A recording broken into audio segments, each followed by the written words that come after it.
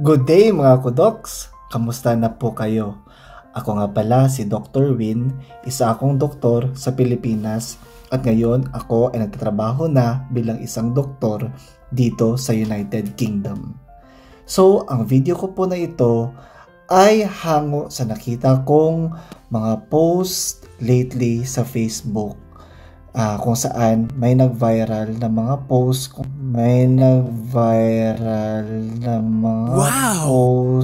kung saan may pinapahiya ng mga doktor at iba pang healthcare workers. Kung interested kayo sa topic na ito, ay panoorin ang video ko na ito until the end. So mga kudoks, mag-real talk tayo. Bakit nga ba ang daming mga doktor at nurses ang umaalis ng Pilipinas? Isa ba sa dahilan ang online public shaming culture? At saan nga ba napupunta ang respeto? Siguro may nakita na kayong post tulad ng mga ganito. Ang mahal ng professional fee or PF ni Doc ay hindi siya compassionate. Pinapalayas kami kasi kulang ang pambayad. Wala namang masama sa paghahanap ng hustisya o pagtawag ng pansin. Pero kapag sa social media idinadaan at may pangalan, bastusan o expose style, nasisira ang tiwala at minsan ang career ng healthcare worker. Nakakalungkot kasi sa bawat viral post, may isang doktor o nurse na nawawalan ng gana.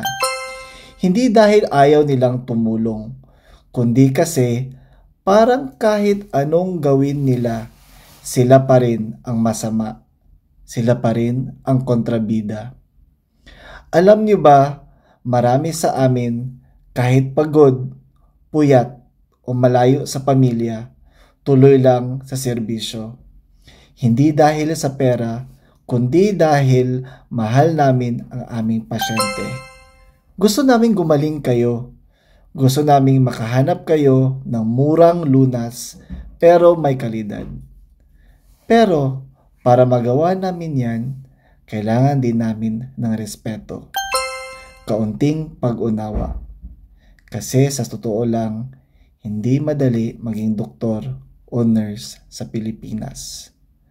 At kung sa bawat issue, ang unang solusyon ay i-post na lang sa Facebook. Parang ang mensahe ay hindi kayo valuable, hindi ganon ka-trained, hindi kayo dedicated, wala kayong malasakit. Hindi lang ito usapin ng sahod. Respect and dignity. Yan ang hanap ng maraming health workers. Dito sa ibang bansa, kahit pagod, ramdam na ramdam nila ang suporta. Sa Pilipinas, minsan mas madalas pa silang pagdudahan, ipahiya o siraan online.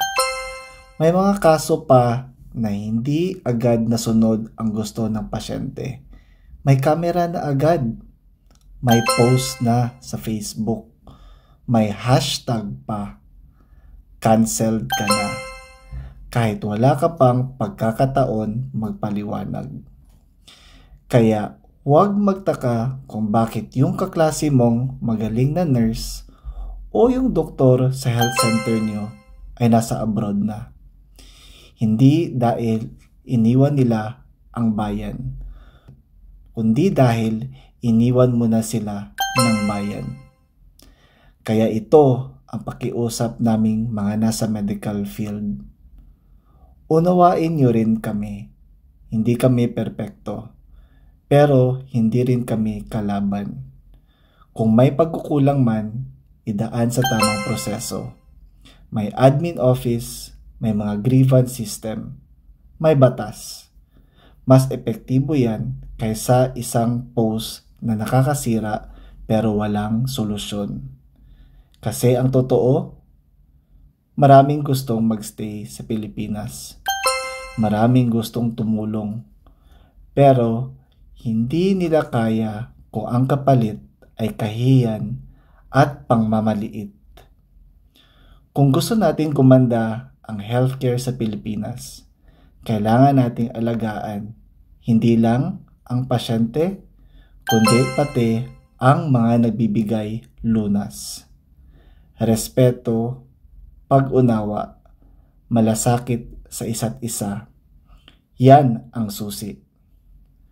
Kung agree ka sa mga sinabi ko sa video na ito, mga kudoks, at kung gusto niyo pang makita na maraming content tulad nito, or kung may mga tanong man kayo or may mga suggestions sa mga susunod nating video, please comment down below.